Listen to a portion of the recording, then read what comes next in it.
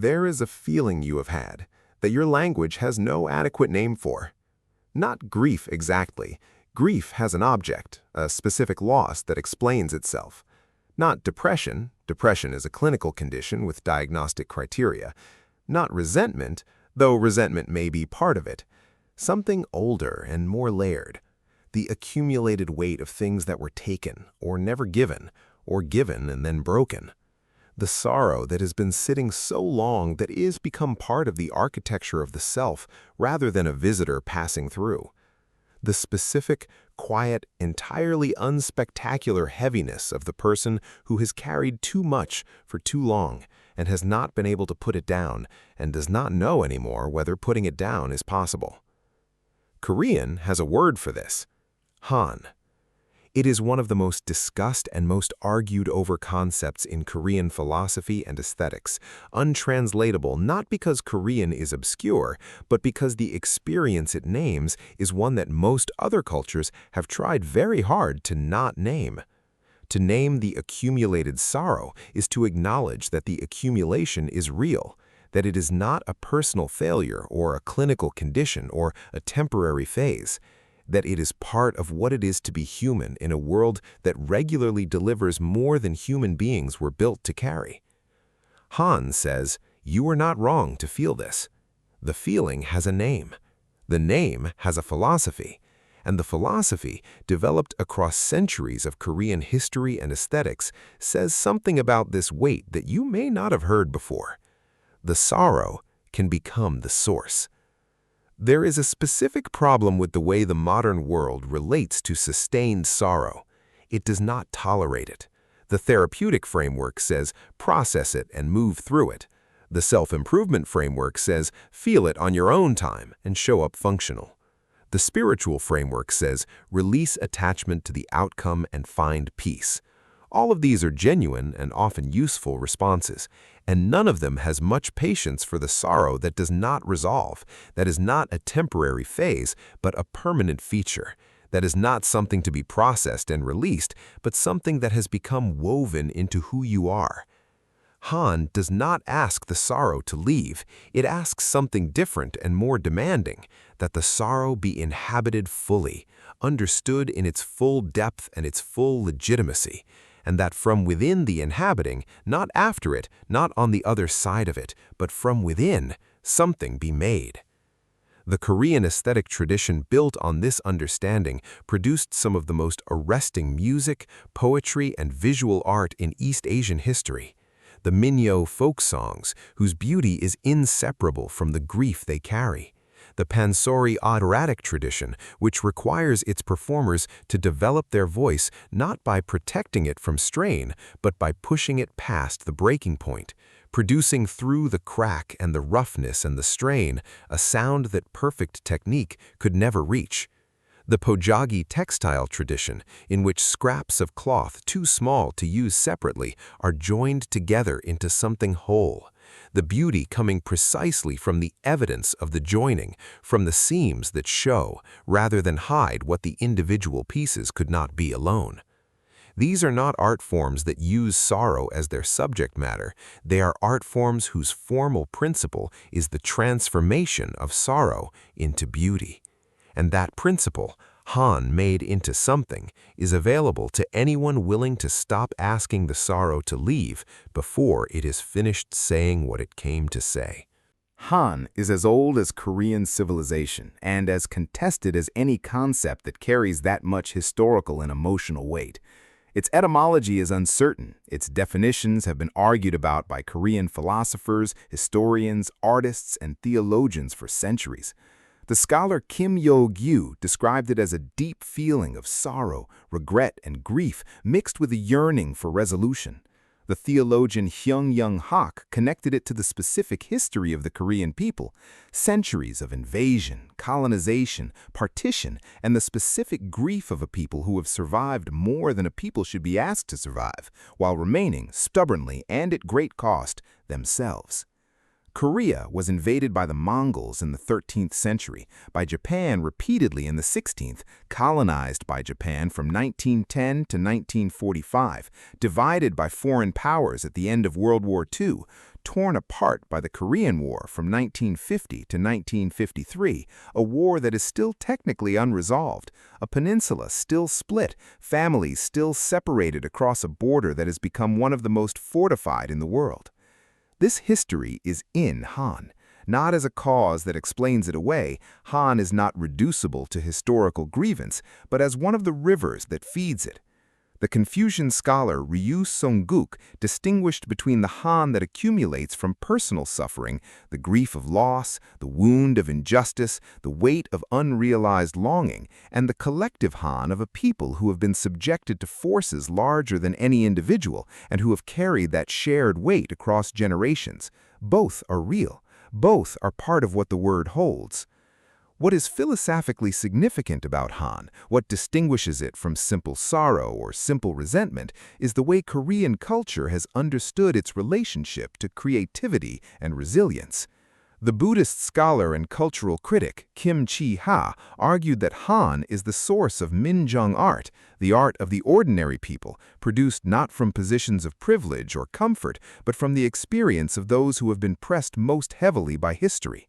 The most beautiful Korean music, Kim argued, comes from the place where the grief has been held long enough to begin transforming, where the sorrow has become not resolved but metabolized into something that can be shared, something that, in the sharing, reminds the listener that their own sorrow has a name and that they are not carrying it alone.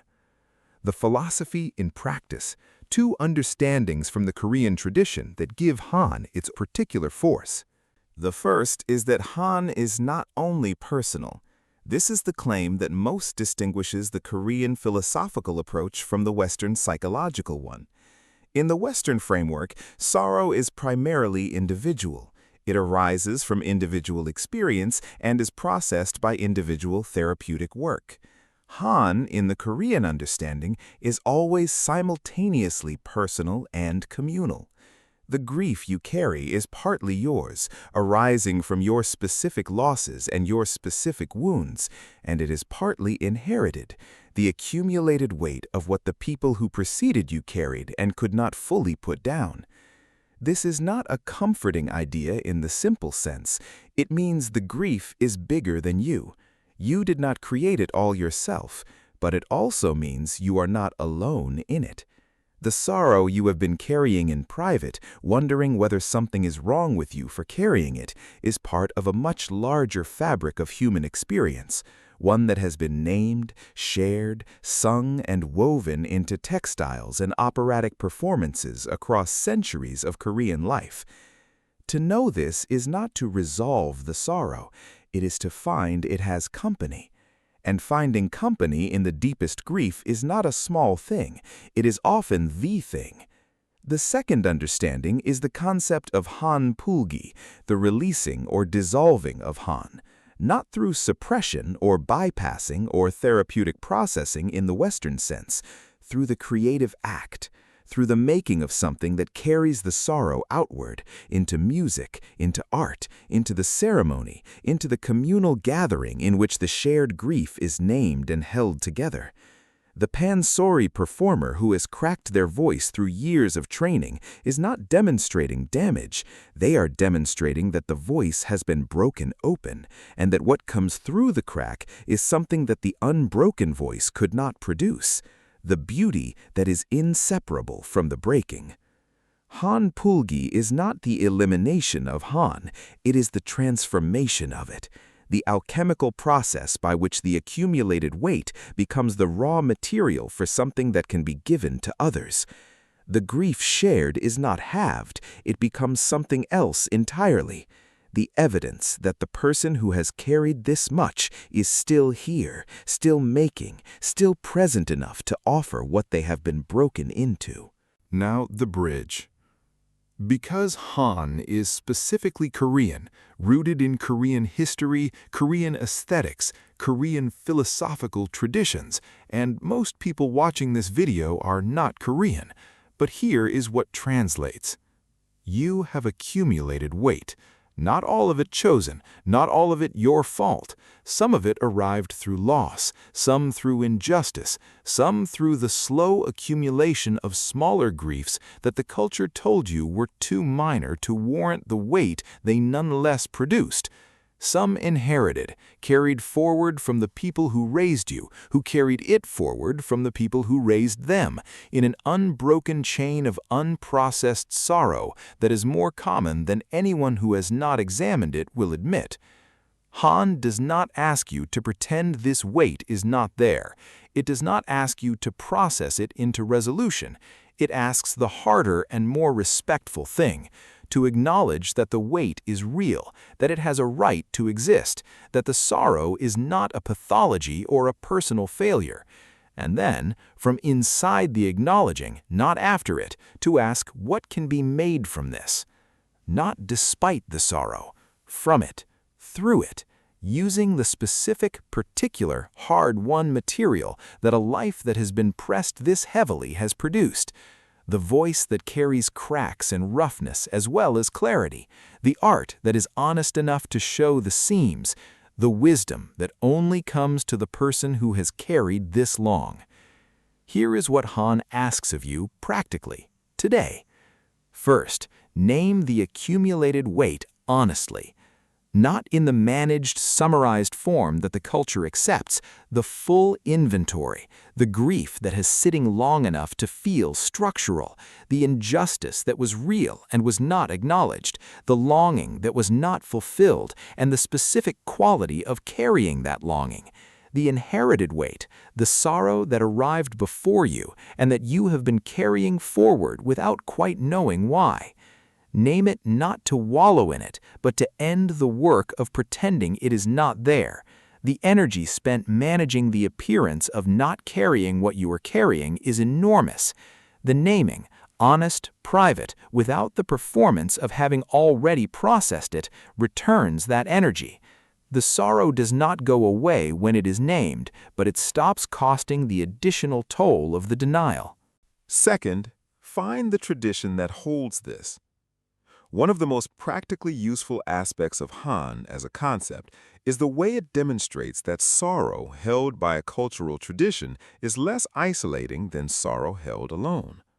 The Korean person who hears a Pansori singer is not only hearing music, they are hearing their own weight reflected back through a form that says, "This grief is real, it is shared. It has been here before you, and the person who survived it long enough to make it into this is proof that survival is possible." Find the art form, the music, the literature, the film, the ceremony that holds your particular weight most honestly. Not the art that resolves grief or aestheticizes it into something comfortable. The art that is honest enough about the weight to make you feel less alone inside yours. And spend time with it. Not as entertainment, but as the Han Pulgi practice of allowing the communal holding to do what individual processing cannot. Third, make something from the broken place. The Pansori voice, the Pulgi textile, the Minyo song, each of these is an art form whose beauty is generated from the material of accumulated weight, not despite it, not after it, but through it. The roughness in the voice is the beauty. The joined pieces of the textile are the beauty. The grief in the song is what makes it reach. You have been broken in specific ways. The breaking has given you access to things that the unbroken do not have. A quality of understanding, a capacity for presence with others who are suffering that only comes from having been there. A specific, hard-won wisdom that no amount of comfort or privilege can produce.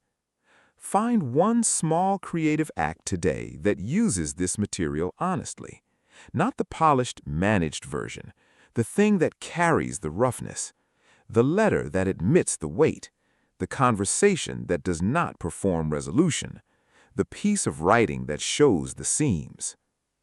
Fourth, offer the weight to someone who is carrying their own.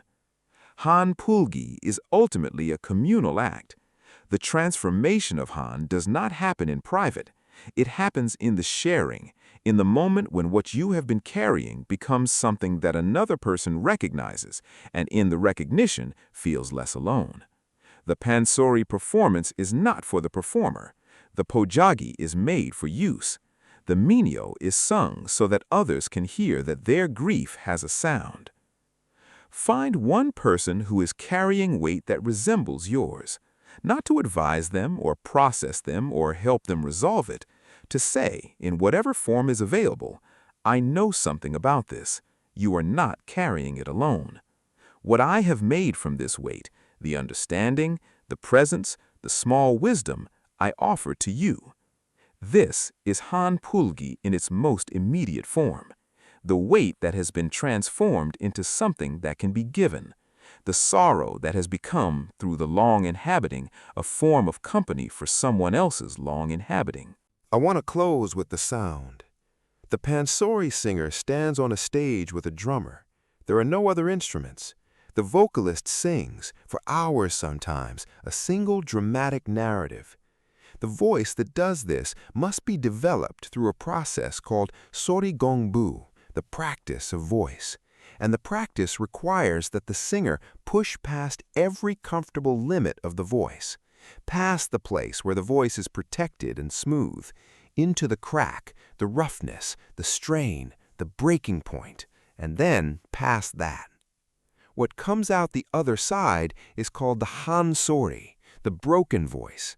And the haesori is what the Korean tradition considers the mature voice, the voice that has been through something, the voice that carries the evidence of everything it has endured, the voice that is, because of the breaking and not despite it, capable of expressing something that the unbroken voice cannot reach. This is Han made audible, the sorrow that became the source, the breaking that became the depth, the weight that was carried so long and so fully that it transformed, not into lightness, not into resolution, not into the peace that comes from having put the burden down, but into a voice that can hold more than a voice that has never been broken. You have a haesori voice, not literally perhaps, but in the way that matters philosophically. You have been broken in specific places, and what comes through the breaks, the understanding, the presence, the specific, hard-won, unreplicable capacity that only comes from having carried this, is not the damage, it is the voice. Here is the question Han leaves us with today, not from Korean history or the Pansori stage or the Pojagi textile that joins the pieces no one thought could become something whole. From the weight you are carrying, the accumulated, long-held, probably not going away weight that you have been managing in the spaces between the functional parts of the day. What would it mean to stop asking it to leave before it has finished saying what it came to say? To name it fully, as Han names it, real, legitimate, deserving of acknowledgement, and to ask from inside the weight, rather than from the imagined other side of it, what this material is capable of becoming.